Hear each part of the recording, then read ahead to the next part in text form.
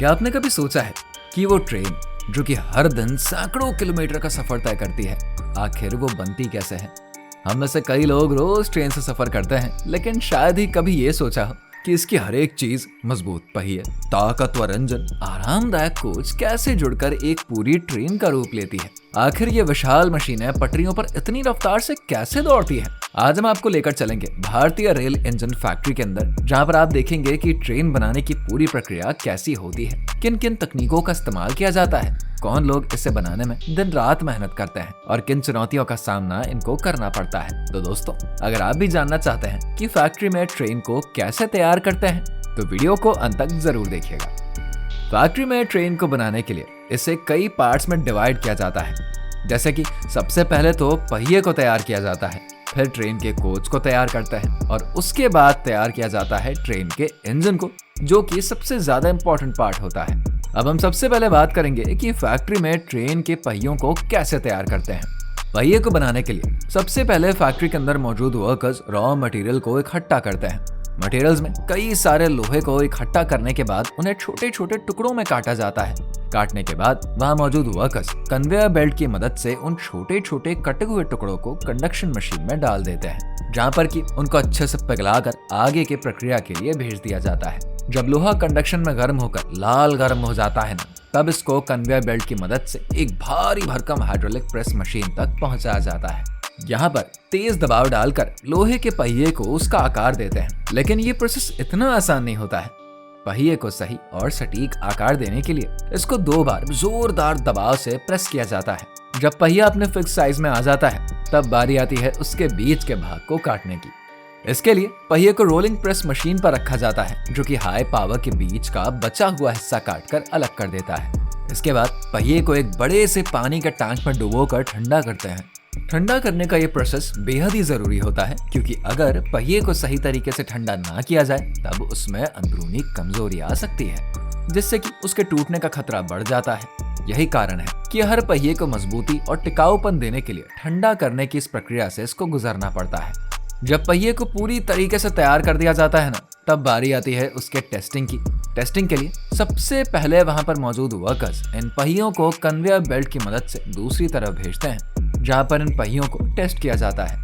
अगर टेस्टिंग में पहिए का आकार और क्वालिटी अच्छी होती है ना, तब उसको ट्रेन के साथ असेंबल करने के लिए आगे फैक्ट्री में भेज देते हैं। वहीं अगर पहिया टेस्टिंग में फेल हो जाता है, तब फिर उसको दोबारा से पिघलाकर पहियों को तैयार करते हैं।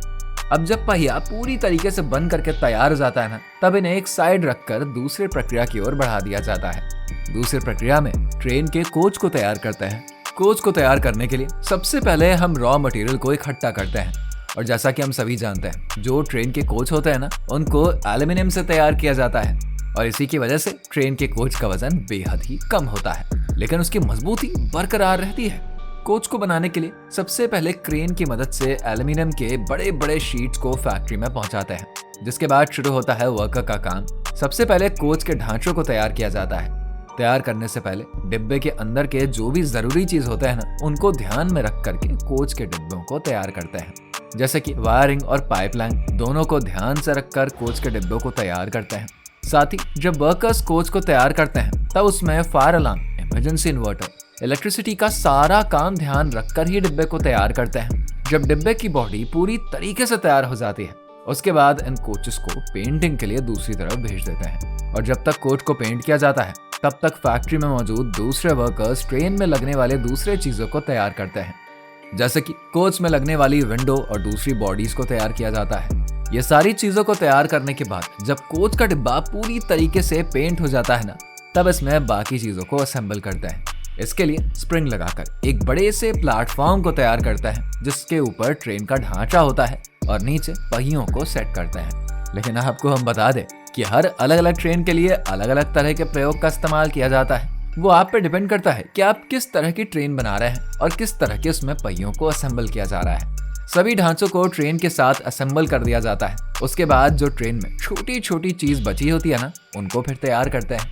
जैसे कि ट्रेन के सारे इंटीरियर्स को जोड़ा जाता है, सीट से लेकर टॉयलेट, वॉश बेसिन और एयर कंडीशनिंग की सारी चीजों को तैयार करके उसमें उसको असेंबल करते हैं। आपने देखा होगा कि ट्रेन कई फंक्शंस और सॉफ्टवेयर पर काम करती है। उन सभी सॉफ्टवेयर्स को भी ट्रेन में असेंबल किया जाता है। इन सभी चीजों को असेंबल करने के लिए मशीन की तो मदद ली ही जाती है, लेकिन वहाँ मौजूद वर्कर्स का भी बेहद ही अहम रोल होता है और इस काम को करने के लिए काफी ज्यादा मेहनत भी लगती है और इसमें काफी ज्यादा ध्यान भी दिया जाता है। जब ट्रेन में सारी चीजों को असेंबल कर दिया जाता है, तब उसके बाद उसके इंटीरियर को एक फिनिशिंग टच दिया जाता है और इंटीरियर के बाद ट्रेन की बाहरी बॉडी को पॉलिश करते हैं। पॉलिश करने के बाद अब बारी आती है टेस्टिंग की। जब ट्रेन के कोच और पहियों को पूरी तरीके से तैयार करके असेंबल कर देते हैं ना, तब सबसे मेन काम किया जाता है और वो काम है ट्रेन में लगने वाले इंजन को तैयार करना। जैसा कि हम सभी जानते हैं कि ट्रेन में इंजन का सबसे बड़ा अहम रोल होता है, क्योंकि इंजन के ही दम पर ट्रेन तेज स्पीड से दौड़ जो पाती है। आपको हम बता दें कि इस इंजन को हम लोग प्राइम मूवर भी कह सकते हैं। इंजन को तैयार करने के लिए इसमें 16 सिलेंडर, 32 वॉल्व और 1 लाख से लेकर 1.75 लाख सीसी तक का डिस्प्लेसमेंट होता है। इसके साथ ही आपको बता दें कि मौजूदा समय में ट्रेन का इंजन 16 सिलेंडर के साथ आता है। एक सिलेंडर की क्षमता 10,941 सीसी की होती है।